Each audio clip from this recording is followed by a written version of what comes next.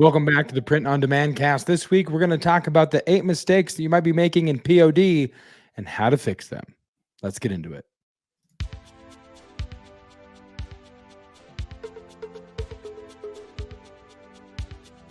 Radical! Welcome to this week's episode of the Print on Demand cast. Each week, join the gnarly Travis and Josiah as they provide insight into the print on demand industry and equip you with the totally tubular tools, advice, and strategies you need to achieve success and hopefully have a few laughs along the way. Now on to this week's Totally Tubular show. Welcome back to the Print on Demand cast, coming at you live to tape, but live in this moment. We're recording live, and it's great to be with you guys. Again, joining me as always, Travis Ross from Make Your Mark Design. Travis, how the heck are you? Excited for this week's episode. What's going on? How is your week thus far? Going pretty good. Sold a printer this morning, so had a guy come over this morning, and one we weren't using really as much as I thought we might when we moved back here. So, but yeah, going good. Just kind of a typical week. I was sick last week, and my wife now has it, and so she's dealing with coughing and all that junk. But other than nice that, of you to share though. Yeah, I mean, I feel like if I, what's mine is hers, including sickness and viral things. Yeah. It's how it works. It's inevitable. It's always going to happen. So awesome. Yeah, excited to get into this week's episode. But before we do that, let's get into this week's weekly dad joke. Time for the weekly dad joke. All right, Travis, what do you got for us? All right. Here's the weekly dad joke. Where do mansplainers get their water? I have no idea. From a, well, actually.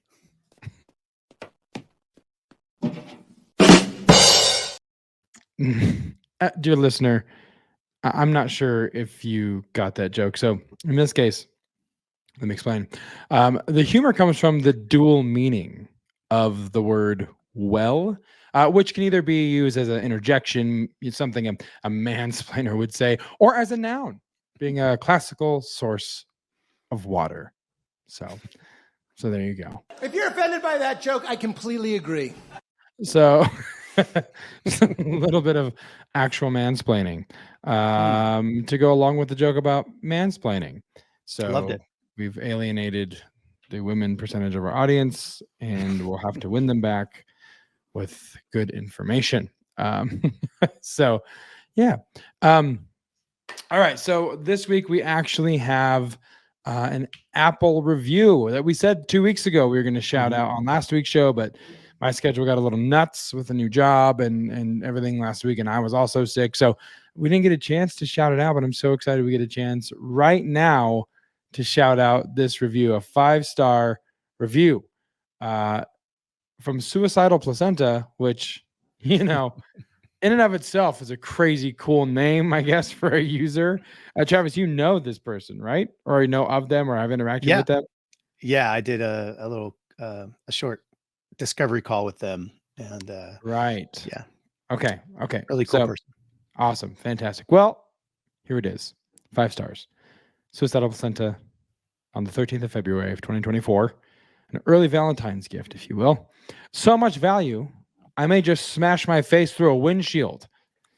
This is the best podcast for universal knowledge and products. I've been listening to several podcasts a day. I take notes while I'm cooking breakfast, but no longer while driving because that was almost catastrophic for me.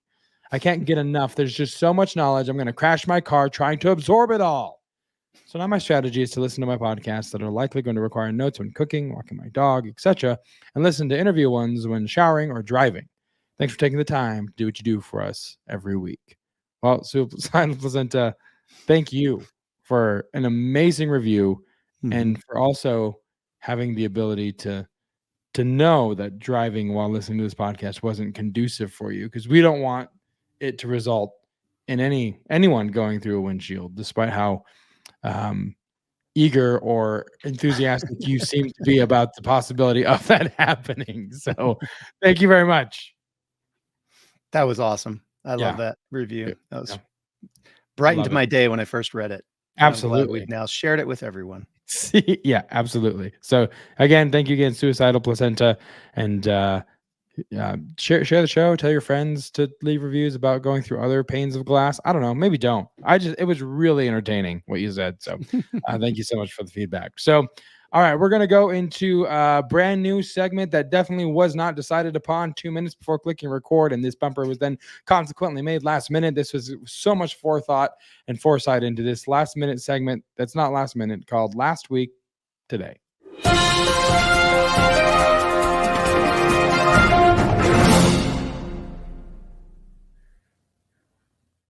So there you have it. Last Week Today. Trying, not at all a knockoff of a popular evening news show by a certain British anchor.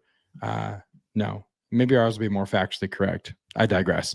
So Last Week Today, Travis, you had a solo podcast on essentials, and it was a banger. There's lots of good information in there, but there was one particular thing in particular that you wanted to kind of highlight or kind of circle back to, because it was one of those like lingering cliffhanger questions, like what is the answer to this?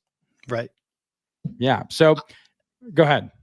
I was just going to say, you're actually lying right now, because I wanted you to cut this part out, but hey, that's okay.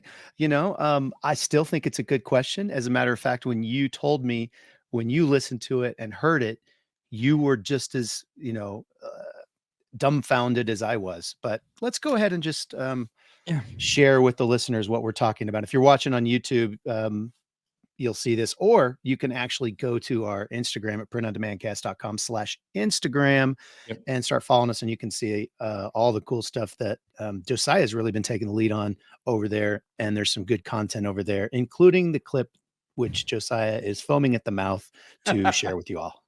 Here we go.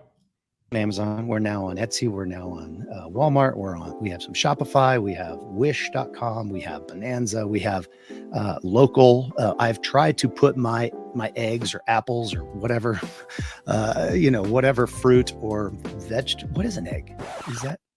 Is it a seed? I'm dumbfounded right now. It's an egg. We eat it, but obviously it's a bird. Okay. I'm getting way off track.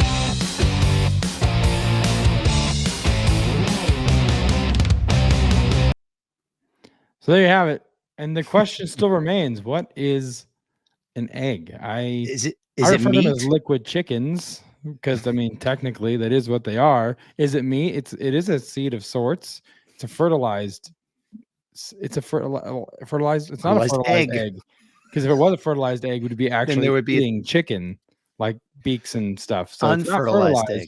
It's an unfertilized egg, then a seed of sorts that it's protein. You see? It's a protein. That's where I'm going to end it.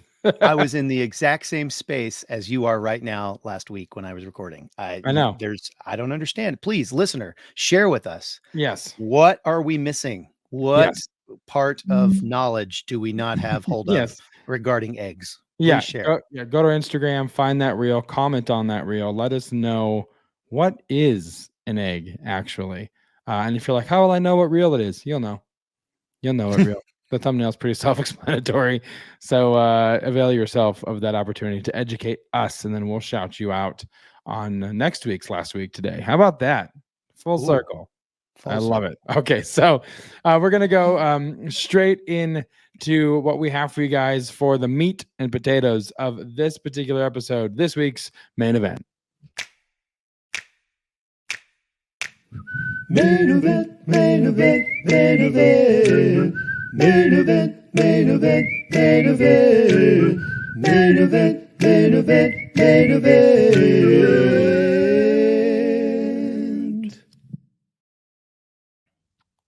All right. 8 mistakes you're making in pod and how to fix them. My God, my God. That's not the title, but it rhymes. So, Travis, let's kick this thing off. Let's start with what I mean, are these, would you say, in any particular order, or is it kind of like not necessarily in any particular order, just 8 mistakes that you could be making or should be aware of? Is there Yeah. any strategy to the order of this, I guess is what I I'm don't I asking. don't I don't necessarily think so. I think it's just, and you might not be making all of these mistakes. You might only be making 1 or 2 of them. But so yeah, there's really not an order to them. But the first one is setting up a storefront and expecting immediate success. And I think this is, encouraged by all the YouTubes out there and you see, I mean, the idea behind YouTube thumbnail creation is to say something shocking and have a face that's like, and so you're constantly seeing, I made $20,000 in Yeah. 30 days Yeah. on whatever. And it's a little misleading just because, you might have made that many sales, but you didn't actually Right. make that. There's, Yeah. What'd you take? we It wasn't, talked yeah, about that. didn't take that home. Yeah. But Yeah. I do think because of that, people think it's a get rich quick, strategy or whatever, and you can Yeah. just not have any skin in the game because you don't have to pay for any of the products till they sell, and you'll just start making sales as soon as you create a channel. And I think, um, or create a sales channel or create a personal site. You can go Yeah. the whole Shopify route, branded route, paid advertising, or Amazon, Etsy, Walmart, all of the other ones, the usual suspects that we talk about all the time, or even like Merch by Amazon or Redbubble or Teespring, all these other places that you can set up a store. Yeah. I think the common misconception is that you're just gonna start selling, Yeah. and it's just not going to happen like that. Most No, likely, not, yeah. That not, yeah, majority of the time. I have a friend actually last night, have a group of guys that get together for like a young adults group, and we were kind of chatting, and just out of the blue, he was like, are you still in e-commerce? And I was like, tangentially, like kind of, but Mhm. um, not really. And he's Right? like, well, man, I'm just kind of looking, for something just to make some quick cash on the on the side, and just, I figured like you did e-commerce, so like, I wanted to set something up just so I can make some quick money. And I was like, well, let's take a couple steps back. Just begin to kind of explain like that's not really, I know it's been positioned as, but it Mhm. certainly isn't what it is. To your point, Travis, like all the YouTube videos and all the things that you see out there is like, I made $100,000 on 3 blah blah blah. It's like, okay, well, it makes it sound cool, but I had to Yeah. kindly dissuade him from the idea that this was going to be like a quick cash out kind of endeavor, because it's going to be Sure. it's a lot of work on the back end and the front end. You have to kind of know Yeah. you have to be strategic. You can try and throw something at the wall, see if it sticks, but like you said, oftentimes it's not going to be how it works. Yeah, and I mean, we said we're going to tell you these 8 things, and then how you can fix this. And I Yeah. think the easiest way on this one is just be patient. I Mhm. mean, any business that's worth its weight is going to be challenging. I think the reason so many people come into print on demand is because of how simple it is. You list a product on Etsy or wherever, and you got millions of eyeballs, and you didn't really have to, like I said, invest anything. But while it's simple, it's not necessarily easy. And those 2 things aren't synonymous. And I think that's Right. where we get into trouble. We think something's going to be easy, and then it's not. And a lot of people fall off, and they don't keep selling because it's Right. not easy. The idea is simple, and even some of the concepts are simple, but it's not easy. There's a lot of work that goes into it, and it can get frustrating when you're not seeing a lot of sales. And Yeah. depending on when you start your store, it could be the downtime of the year where there's just not a lot of sales anyway happening in e-commerce. It could be a down economy. I mean, there's so many reasons that you might not be getting sales, but be patient, learn how to do some of the other things that we're tired, not do some of the other things we're Yeah. talking about in this Yeah. episode, and eventually you'll see the results. They might not be as huge as you want, or they might be bigger than what you expected. Right. But the bottom line is, the way to fix this, just be patient. Yep. Yeah. Number 2, the second mistake would be selling generic designs. Mhm. And so it's when we say generic designs, it's kind of like stuff that everybody's doing, like Mama Bear, Papa Bear, this guy loves shirts, you know what I mean? Right. Like just those, like the one, and you'll know what they are because there's tons of them out there, and it's just people doing the same take, but not different enough to really stand out. But it's just, if you're selling a lot of generic designs, you're going to get lost in the noise if you're not being strategic, or just taking maybe a different approach, different design completely on the same idea. But if you're just kind of copy and pasting just to have volume, you might not have a lot of success because you're not breaking through the noise. Yeah, I mean, this is, I think, again, kind of, I don't want to like totally bash on the YouTube community, but I think it's one of, the biggest culprits, because you'll see somebody with, a 20,000, 50,000, 100,000, following, put out an episode on YouTube about, this product, they'll use like an Everbee or an E-Rank or whatever, and they'll show this product right here is making $10,000 a month just by itself. And it's a mama shirt, and so then what does everybody do? Everybody goes and creates a mama shirt. And do you think all of those mama shirts are going to get $10,000, dollars a month in revenue? No, of course not. First of all, that one has plenty of, algorithm juice, if you will. Right. Algorithm loves it.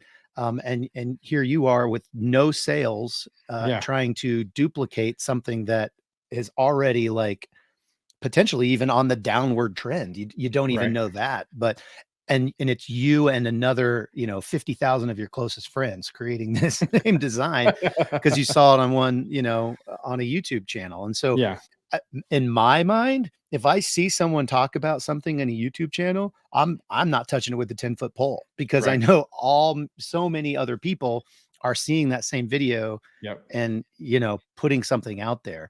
I think our research, while important, shouldn't be done on YouTube. It should be done by ourselves with some of the tools that we'll, be talking about in a little bit. Yeah, absolutely. So if you had to say, I mean, obviously, you gave a little bit of a insight in terms of, it's on YouTube, maybe don't be so eager. But how else would you suggest if someone's like, okay, well, like, how do I fix that then? Is it just the research and using the tools that we allude to, or we have access to, or will offer, or how would you say someone is to go about fixing this particular mistake? Yeah, I think the research is huge. And I think, you working on it, is super important, and finding those niches that there might be some demand for. And it is kind of a little bit like finding a needle in a haystack. Yeah. But and the cool thing is that if you find the right niche, you don't necessarily need 10,000 Etsy buyers coming to that particular niche. You per month, you might only need 200, because there's not very many products serving that particular niche. And those are the gold mines, because if 200 people are coming and 10% of them buy, that's 20 sales on your product if you're one of the only ones there. And then you create, if that niche is doing well, maybe you create some more products in that niche, because that you're kind of you found the gold, and until other people find it, you're going to be capitalizing on it. So how do you fix it? Do your research, find some good niches. If you're not good at design, outsource it. I mean, there's a lot of different things that you can do to not be selling generic designs. If everybody else is doing it, you're not going to make any money at it. Just the way it is. The third mistake is comparing your store to more successful stores. And I feel like, man, this is a mistake that isn't really dependent or contingent on experience level. A rookie makes this mistake, and a seasoned veteran in this industry makes this mistake, or any industry. And that is just that comparison aspect of, man, they're here and I want to be there, and then getting discouraged because you're not there. It's just a really toxic, like cyclical, gross thought pattern, basically, that you fall into, and it prevents growth and just moving forward. Travis, I know you and I both have, lots of personal stories about what this particular mistake can do to your business.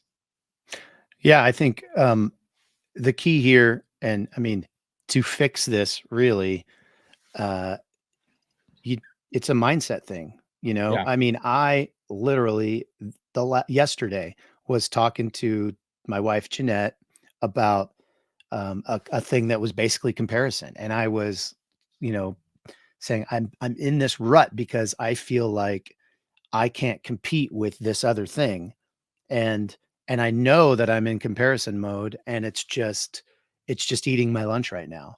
And um, I think part of the fix is to actually be able to say that out loud. Know Sure. that I don't want to feel this, but I do, and so I'm going to acknowledge that I feel this, and then I'm going to say, but at the same time, while I'm feeling that, I also have a very successful business. I have a very successful, personal life, all these things, and then find something to be grateful for, and turning that around. And it is a Yeah. mindset, and it's a discipline. It's something that is not going away anytime soon, and you'll always have to deal with it. And so, being able to verbalize and then simultaneously say, "Yes, this is true.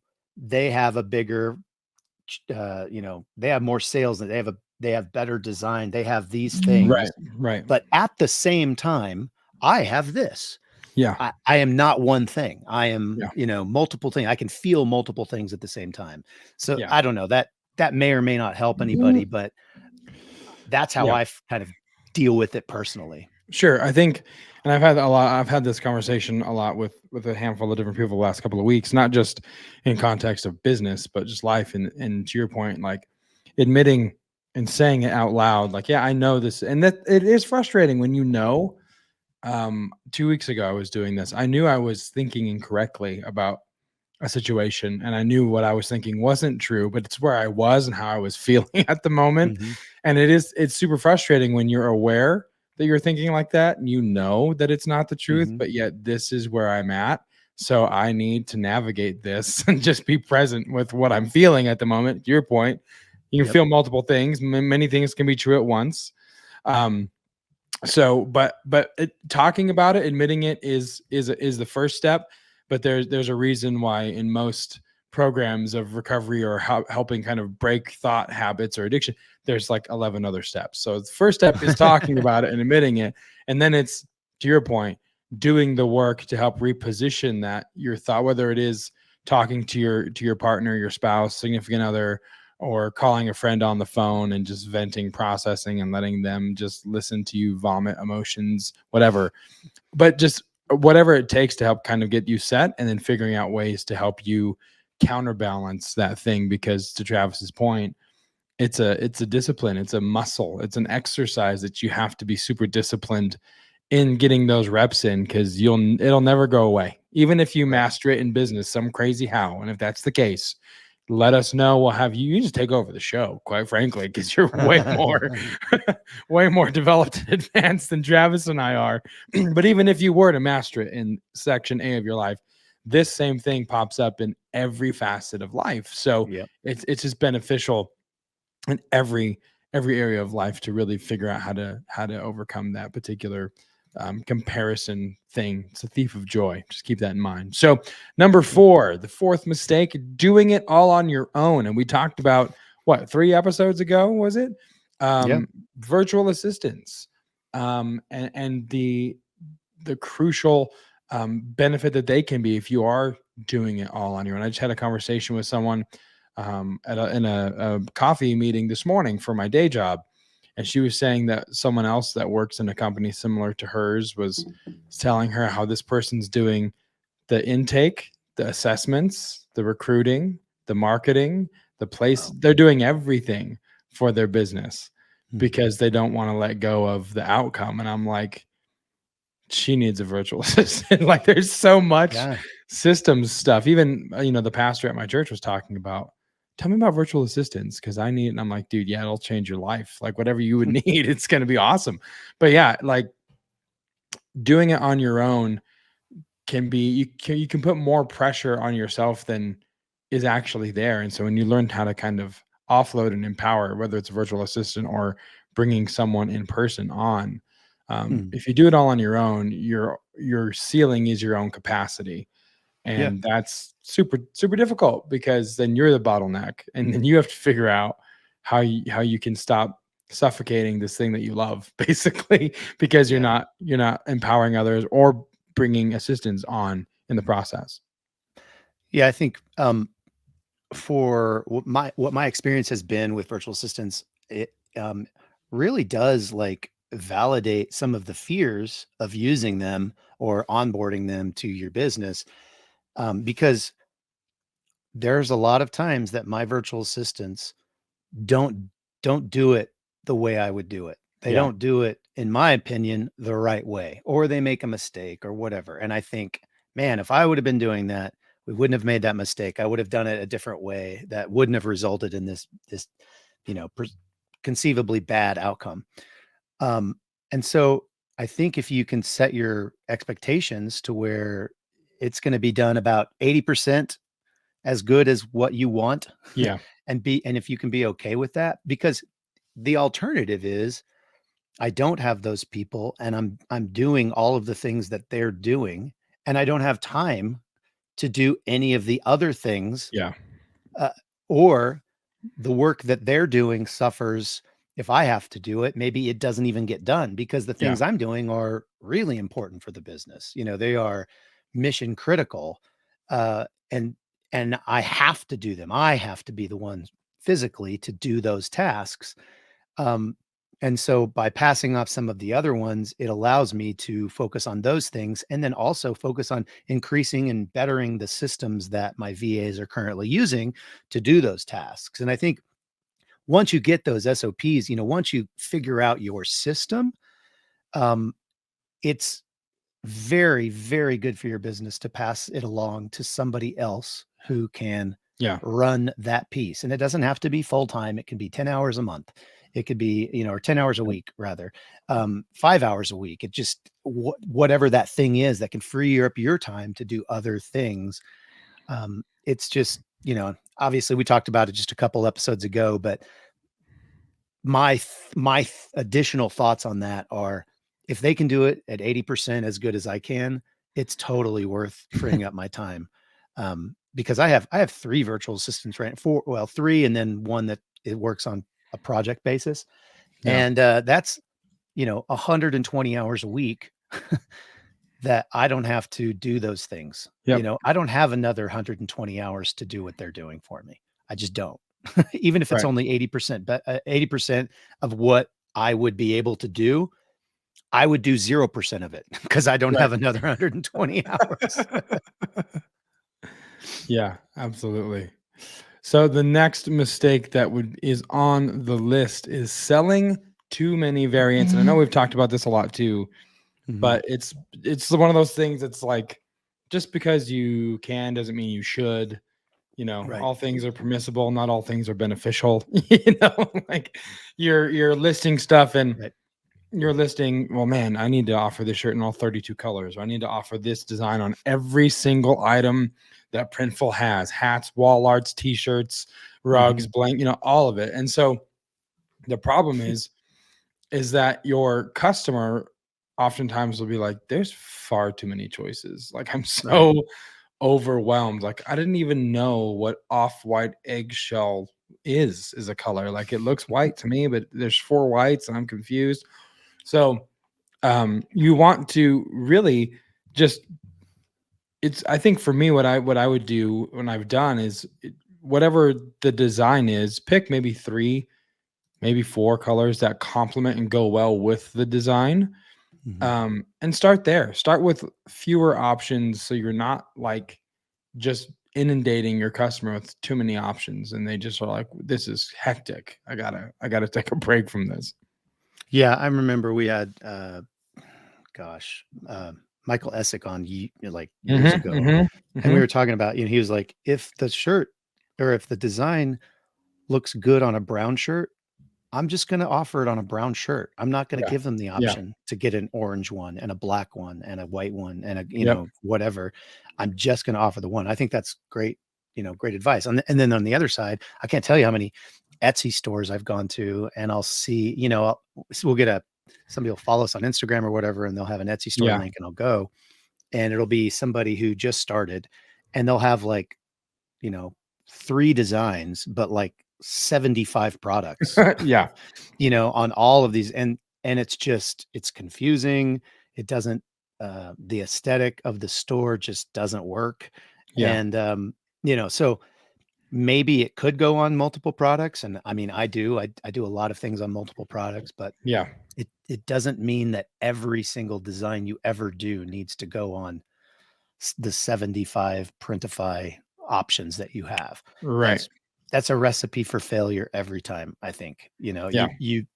Especially on Etsy, you just need to really think through your offerings and really put yourself in your customer's shoes. So that is how I would fix that one. Yeah. Don't do as much. Don't do as many variants. Don't do whatever that is. Whatever, if it's colors, if it's options of products with similar designs or same design, whatever. Don't do as many. Don't Yeah. confuse your customer.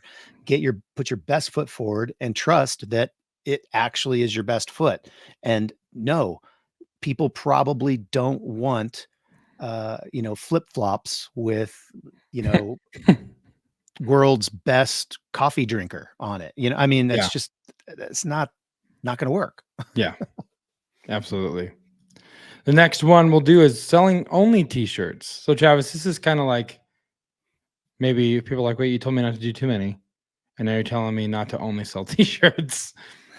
Is there a happy medium here? But basically, we've talked about this, like maximizing assets is huge. If you're already having the designs made, there's some of those designs that will go good on a coffee mug. Some of those designs that might look good on a wall art, but so it's not like just unilaterally blanketing everything you have on a t-shirt onto another substrate of some sort. Right. It's being cognizant and aware that, okay, I already paid to have this made, and now I'm going to put it on another product because I already have it, I already paid for it. It's making me the cost of the design is being paid for by the sale of a shirt. So, okay, everything after that is just positive money. This design's making me money now. So I might as well put it on other products to help maximize the effect that one-time transaction, that one time that you paid for the design or that design you made, the time you took to make it, maximize the opportunity for it to pay for itself and then start making you money. Yeah. I mean, that's what we've done with a lot of our products. We have put a lot of things on other different, products. To be fair, there are people who out there who are just selling t-shirts and doing really, really well. And that this may not be an issue for you. But to Josiah's point, you might be able to also sell some other things. I think kind of the way to fix this idea or fix this issue is to really get into the mindset of who you are trying to serve with your store. Who is your customer? Because if you have like an everything store and you have all these different products and all these different options, you're going to miss the mark. I think backing up to kind of your customer avatar, who you're going to sell to, that can help you figure out what the best product mix is for your store, for your Shopify store, Etsy store, Amazon store, whatever it is. I think that's, to me, the best way to kind of solve this whole variance, too many variants, too few variants, what is that good product mix? Well, let's go back to the beginning, who you're trying to sell to and what is their aesthetic? What is their demographic? What are they willing to transact, give to you because of what you're providing, and why do they want that thing as opposed to something else? I think those are good questions to answer. Yeah, absolutely. So the next one, number 7, we're almost done with the list, and let's go with not doing competitive research. Now we're going to talk about the tools then. We talked about research before, but there's so many good tools out there for people to use in terms of research, and not doing research can result in you making mistakes that you could have avoided if you would just on the front end done a little bit of research and to see what's actually selling, what designs, what niches, what is their demand. There's just so many tools that can be used for this particular reason. Exactly. And I think, we've got a resource page on our website, printondemandcast.com/resources. And obviously those are all going to be affiliate links, but the point is that there are a lot of resources out there. Yeah. And I think particularly for Etsy, we've talked about Everbee, E-Rank, Sales Samurai, all of those things. There's a lot of great tutorials online on how to use these products and how to find needles in haystacks, like we were talking about earlier when we were talking about niching down and finding specific things. I think you'll be surprised at how much good information is actually available to you for a subscription to one of these tools. Yeah. And it obviously depends on which platform you're selling on. I think a lot of people are selling on Etsy, so like an Everbee or merch. Not a merch for E-Rank. Yeah. I think either one of those is going to be a good option for you to look into. Absolutely. And for those listening, E-Rank and Everbee, we do have links on the resource page. It's printondemancast.com/Everbee and printondemancast.com/E-Rank as well. Where you go if you're interested in learning more about that. Please do. Again, those tools are awesome and they will help you help you pan for gold or strike oil or, whatever analogy you want to use, but it's a lot easier to do with tools. Give yourself a head start. Just nothing. Don't use any analogies about eggs. It's confusing. Yeah, it's true. I'm already thinking about it, which is a mistake. So anyway, the last one is number 8, not knowing your numbers. Are you even making a profit, bro? Are you making money? Is this all just pro bono work that you're doing? What's happening? Episode 139 is in the archives here is how do I know if I'm making money? Because there's nothing worse than thinking you're making money and then not making money. That's terrible.